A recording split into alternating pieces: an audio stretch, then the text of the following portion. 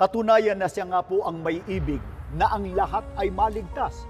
Gaya po na nakasulat dito po sa aklat ng unang Timoteo sa 2:3 hanggang 4. Ito'y mabuti at nakalulugod sa paningin ng Diyos na ating tagapagligtas, na siyang may ibig na ang lahat ng mga tao'y mangaligtas at mga kaalam ng katotohanan.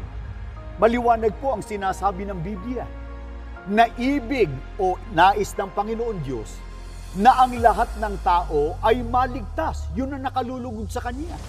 Subalit upang maligtas ang tao, meron pong kondisyon. Ang sabi po sa talata, mga kaalam ng katotohanan. Kaya nga po, napakahalaga na malaman ng tao yung katotohanan para po sa kapakanan ng kanyang kaligtasan, malaman din niya yung babala